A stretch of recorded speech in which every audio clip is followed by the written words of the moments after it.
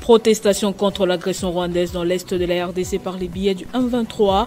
Les étudiants du Sud Kivu étaient dans la rue ce mardi à Bukavu. Ils ont suspendu leur cours pendant 2 jours pour aussi dénoncer le silence complice de la communauté internationale.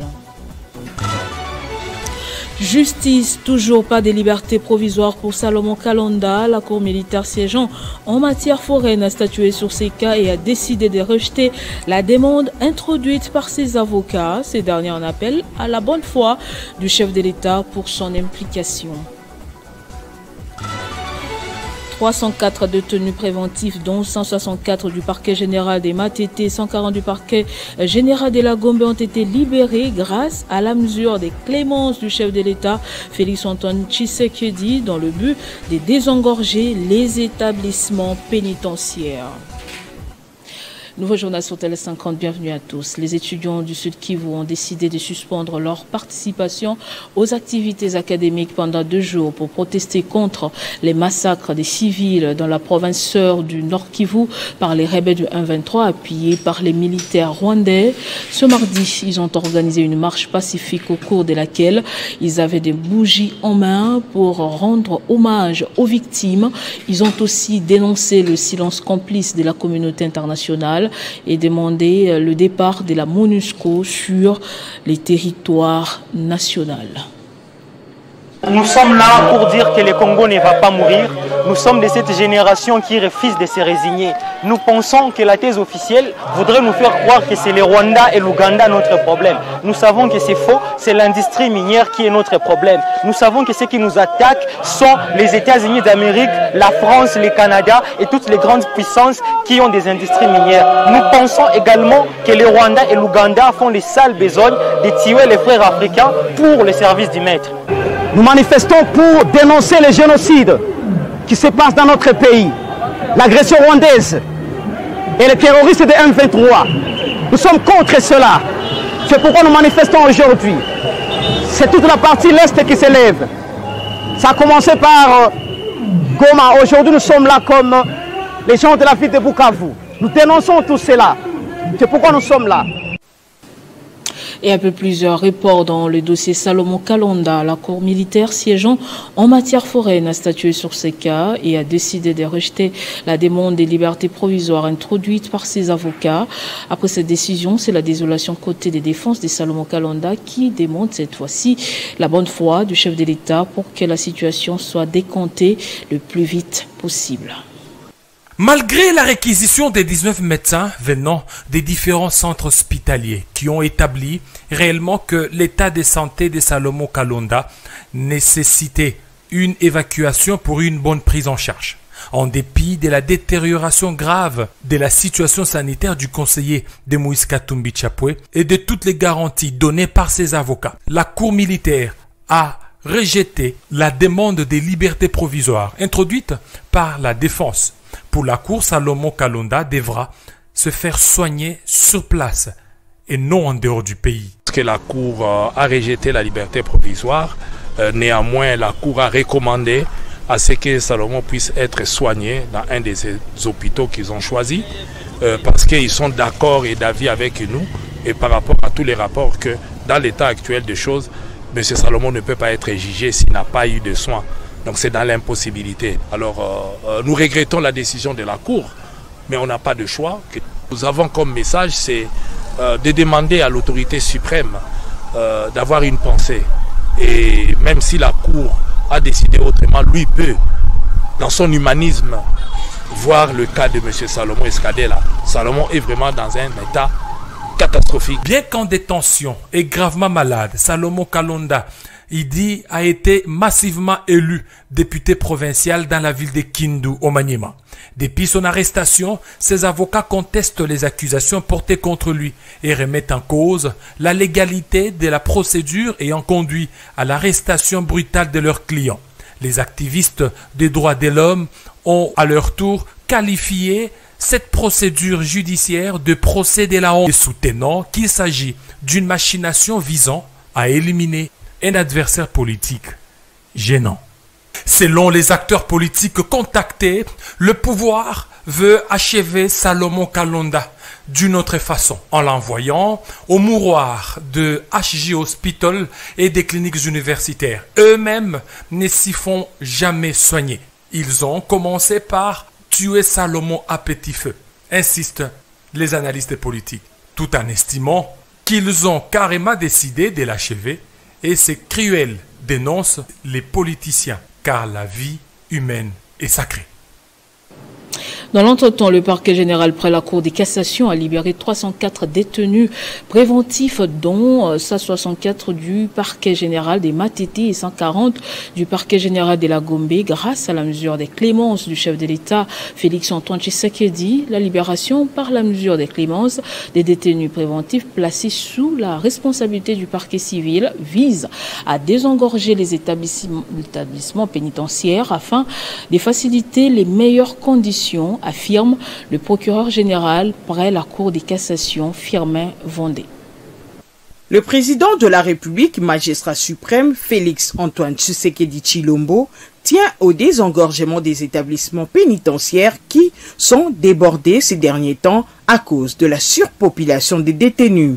Dans les soucis de garantir des bonnes conditions carcérales aux prisonniers, le magistrat suprême a donné des instructions au procureur général près la Cour de cassation, Firmin Vendée Mambou, pour libérer par la mesure des clémences tous les détenus préventifs qui surpeuplent les maisons carcérales alors qu'ils sont encore à la disposition du parquet civil. C'est dans cette optique que le procureur général près la Cour de cassation, en exécution des instructions du magistrat suprême, a mandaté l'avocat général près la Cour de cassation, Pascal Mukonkole Katambwe, au CPRK, Centre pénitentiaire et de rééducation de Kinshasa, ex-prison centrale de Makala, pour procéder à la libération de ces détenus préventifs dont les cas bénins étaient focalisés au désengorgement.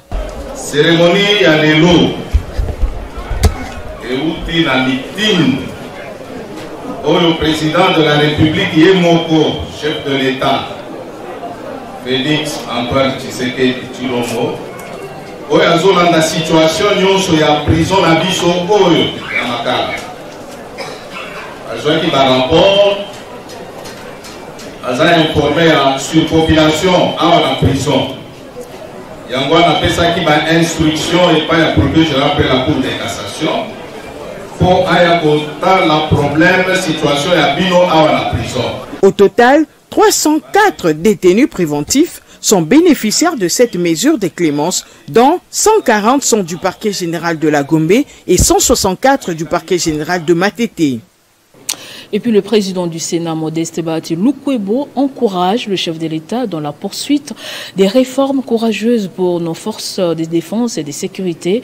Il a dit en présence des membres de ces deux regroupements politiques lors d'une rencontre évaluative au fleuve Congo-Hotel à Kinshasa. Le regroupement politique AFDCA s'est réuni le 10 février dernier en séance extraordinaire de la conférence de présidents. Après avoir passé en revue la situation politique et sécuritaire du pays, l'AFDCA a résolu d'apporter son soutien au président de la République, Félix Antoine Tshisekedi Tshilombo, président de la République, chef de l'État, commandant suprême des forces armées et de la police nationale congolaise, dans ses efforts d'éradiquer l'insécurité et de ramener la paix sur toute l'étendue du territoire national, et particulièrement dans l'est de notre pays, à la suite de l'agression attestant d'un complot international contre la RDC. La FDCA encourage Félix Tshisekedi à poursuivre toutes les réformes courageuses des forces armées et des sécurités. Aussi, le regroupement AFDCA a présenté ses félicitations sincères à Augustin Kabuya Tshilomba, membre du présidium de l'Union sacrée de la Nation, pour sa désignation par le président de la République, chef de l'État, en qualité d'informateur, tout en lui souhaitant un fructueux mandat dans sa mission combien noble afin de dégager une majorité parlementaire. Un communiqué a été rendu public signé par le président national et autorité morale, le professeur Modeste Bahati Lukwebo. La session extraordinaire de la nouvelle législature a poursuivi son cours hier lundi au Palais du Peuple. La plénière du jour a été consacrée à la validation des mandats des élus nationaux. Parmi les commissions mises sur pied par le président du bureau provisoire, ce sont les élus de la province du Maniema qui ont été désignés pour traiter les dossiers de ceux du Lualaba ayant été élus massivement dans la circonscription électorale des Kolwezi. Fifi Masuka Saini était convié à la tribune pour accompagner les collègues de sa juridiction. La session extraordinaire de la nouvelle législature a poursuivi son cours ce lundi 12 février 2024. La plénière de ce jour a été consacrée à la validation des mandats des élus nationaux. Au cours de la dernière plénière, Christophe Mbosoko Diampwanga, président du bureau provisoire, avait mis sur pied 26 commissions pour traiter les dossiers des députés nationaux de toutes les provinces du pays. Pour la province du Lualaba, ce sont les élus de la province du Maniema qui étaient choisis pour traiter les dossiers. Marie-Thérèse Masuka Saini et tous les députés nationaux de sa juridiction étaient conviés à la tribune pour cette fin sous les ovations de l'assistance. À partir de ce jour, ceux qui ont des fonctions incompatibles ont 8 jours pour faire le choix. Comme dans les précédentes plénières, la présence de Marie-Thérèse Masuka Saini ne pouvait passer inaperçue. Rendons-nous à présent dans le Haut-Ouélé où les travaux de réhabilitation des routes ont été lancés sur l'axe Lanza en chefferie des Dongo par l'administrateur assistant du territoire des Faradjé en charge des questions administratives, juridiques et politiques à bien droit. Tandema Benjamin suivait. Les travaux de réhabilitation de la voie d'accès à la chefferie des Dongo ont été lancés officiellement le week-end dernier. Selon l'ingénieur conducteur de ces travaux, la réhabilitation de cette route va se poursuivre durant 30 jours, excepté les difficultés climatiques qui peuvent rallonger la durée des travaux. C'est la société orientale Route and Construction qui exécute les travaux sous financement total d'Ekibali Gold Mining. C'est l'administrateur assistant du territoire des Faradjé en charge des questions administratives, juridiques et politiques, à bien droit Tandema Benjamin, qui a présidé la cérémonie des coupures du ruban symbolique sous la bénédiction ancestrale des Manzo Tite, représentant personnel du chef Innocent Manvota.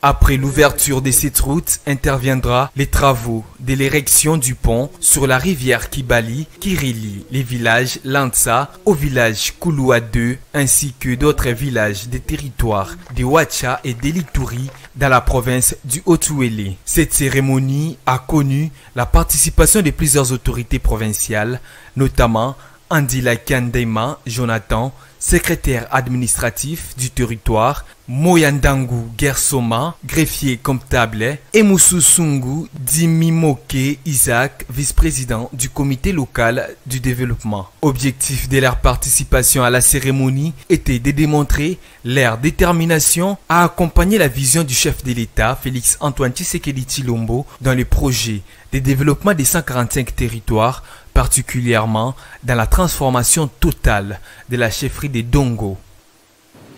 L'atelier de concertation avec les intervenants du secteur minier dans cette province du Haut-Ouélé a été clôturé ce mardi à Issuro en présence de plusieurs délégués venus des 4 coins de l'entité. Dans son discours de clôture, le ministre provincial des Mines, Raphaël Marie Massouki, a salué le travail abattu par les conférenciers avant de renouveler l'engagement du gouvernement Bassayani Nanga de tout mettre en œuvre pour faire du Haut-Ouélé la province modèle dans la gouvernance du secteur. Venus des 4 coins de la province du Haut-Ouélé, ces intervenants du secteur minier au sein de l'entité ont eu besoin de 2 jours d'intenses travaux en commission spécialisée pour dégager des recommandations susceptibles d'améliorer davantage la gouvernance du secteur. Placé sous le haut patronage du gouverneur de province Christophe Besséné-Nonga, ce dernier a tenu à s'assurer personnellement du déroulement de ces assises. Je vous souhaite la bienvenue. Vous avez un esprit ouvert. Tolingana, Toko Taraba Groupe Armete, pour déstabiliser la province Nabiso, à Tasso. Parmi les recommandations phares, les participants ont évoqué la nécessité d'instituer un guichet unique pour toutes les taxes liées au secteur, de vulgariser les taxes, lois et règlements, ainsi que le code minier, de réduire les frais d'installation, d'identifier les titres miniers, d'uniformiser l'utilisation de la balance standard ou encore la nécessité d'organiser des matinées fiscales en faveur des intervenants du secteur. Pour le ministre provincial de Mines, Raphaël Marie Massoki Atambana, représentant personnel du chef de l'exécutif provincial, ces échanges avaient tout leur sens dans le contexte du Haut-Tuélé. Je voudrais enfin souligner l'impératif de maintenir par toutes les voies un climat apaisé pour que les activités du secteur minier constituent une valeur ajoutée à la dynamique du développement de notre chère province. Tout en vous rassurant de la ferme détermination de l'autorité provinciale à prendre en compte les pertinentes recommandations ici de vos réflexions. Il faut rappeler que le Haut-Tuélé riche en ressources minérales voudrait devenir un modèle de gouvernance dans ce secteur minier conformément à la vision du chef de l'État, Félix-Antoine Tshisekedi. Egwake Omer, au cadre du parti politique Action pour les bien-être communautaires, membre du regroupement politique AAP de Tony Kankou, a échangé avec la population de Yolo dans la commune de Kelamo, une rencontre qui marque le début de sa tournée dont l'objectif est le réarmement moral des Congolais après les élections et le soutien au chef de l'État Félix-Antoine Tshisekedi pour sa vision pour le pays. Le quartier Yolo dans la commune de Kalamou est la première étape dans la tournée des réarmements moral que vient d'entamer Omer Egwake Yangembe au cadre et membre du comité directeur du parti politique ABC Action pour les bien-être communautaires que dirige le professeur Michel Bongongo auprès de sa base de Kinshasa. Comme dans ses habitudes de mettre sa base au parfum de ses ambitions politiques, Omer Egwake est allé l'informer de sa détermination d'accompagner le chef de l'État, Félix-Antoine Tshisekedi, au cours de son second mandat, engagement pris au sein de son regroupement politique, l'AAP, Alliance des acteurs attachés au peuple du haut représentant du chef de l'État, Tony Kankou Chikou, dont Laurent Batumona est le président. Après avoir soutenu le président de la République avant et pendant les élections, il est question de continuer à l'accompagner. Les leaders de Bangala invitent ainsi sa base à soutenir le président Tshisekedi, qui mérite respect et considération en tant que père de la nation et qui a besoin de l'appui de tous, car l'union fait la force, martelant sur le respect de l'autorité établie, car, dit-il, toute autorité vient de Dieu. Ensemble, vous et moi derrière Tony Kankou, nous allons aider le président Tshisekedi en ses seconds mandats pour relever les Congos ensemble. Mobutu Aloba, il n'est pas un magicien. Seul, il ne peut rien. Il était fort. Et Tshisekedi n'est pas un magicien. Seul, il ne peut rien. Avec l'appui de tous. Un message auquel adhère la population de Yolo, qui réaffirme son soutien au chef de l'État, mais aussi à son haut représentant Tony Kankou Chikou, pour son esprit d'ouverture, son sens des responsabilités et son combat pour le bien-être de la population. Cette tournée de réarmement moral qu'effectue Omer Egwake concerne toute la capitale congolaise et s'étendra sur tous les territoires nationaux en vue de vulgariser la vision du président de la République. En culture, hommage à l'artiste Jean-Baptiste Emenea Moubiala, plus connu sous le nom de King Kester Emenea, décédé à l'âge de 57 ans le 13 février 2014 à Paris en France. 10 ans après, sa famille, ses proches et fans organisent une cérémonie de recueillement à la nécropole entre terre et ciel. C'était la journée suivie d'un concert à Kinshasa.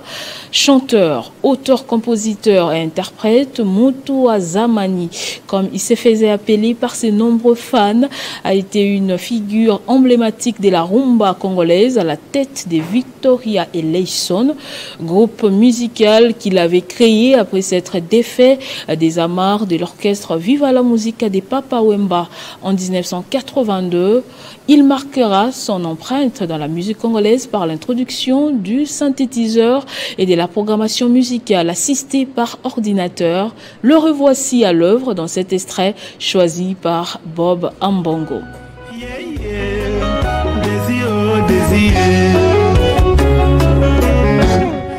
Désir, désir. ebandeli ya bolingo mwanama nkitisa se motema tosala connaissance aloba mangai ya nganga yeyo kitisa se motema.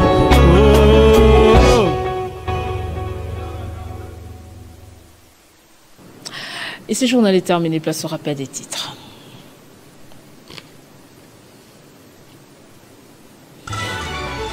Protestation contre l'agression rwandaise dans l'est de la RDC par les billets du M23. Les étudiants du Sud Kivu étaient dans la rue ce mardi à Bukavu. Ils ont suspendu leurs cours pendant 2 jours pour aussi dénoncer le silence complice de la communauté internationale.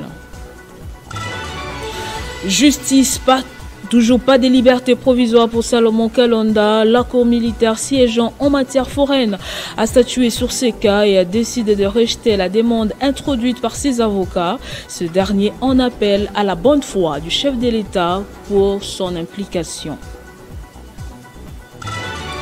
304 détenus préventifs, dont 164 du parquet général des Matete et 140 du parquet général de la Gombe, ont été libérés grâce à la mesure des clémences du chef de l'État Félix Antoine Tshisekedi dans le but de désengorger les établissements pénitentiaires. Merci de nous avoir suivis de partout. L'information reste en continu à temps réel sur votre télévision. Retrouvez toute l'actualité en continu sur www.tele50.cd. Communiqué nécrologique. Les familles Mboula, Nyanga, Boutela, Lomame, Impoma, Loyomo, Baloubé, ainsi que M. Christian Bernard Boutela, directeur honoraire de la Direction générale de la dette publique, portent à la connaissance des ressortissants des Itipo dans les territoires des Bikoro, des cadres et agents de l'Université de Kinshasa, plus précisément de la faculté de médecine, ainsi que la communauté des témoins de Jéhovah à Petro-Congo du décès, le 5 février 2024, de leur époux, père, frère, oncle et grand-père, Germain Mboula Ewaye, chef des divisions et secrétaire à la faculté de médecine à l'université de Kinshasa, des suites d'une maladie. Selon les programmes officiels des obsèques, mercredi 14 février 2024, veillée mortuaire dans la salle Oasis sur le boulevard Lumumba au quartier des Bonhommes, référence école Shekina. Les hommages auront lieu les jeudis 15 février aux cliniques universitaires à 9 h, suivi de la mise en terre. Après l'enterrement, la famille se retrouve dans la salle Oasis, 6 avenue boulevard Lumumba au quartier des Bonhommes, référence école Shekina. Ce communiqué tient lieu de faire part.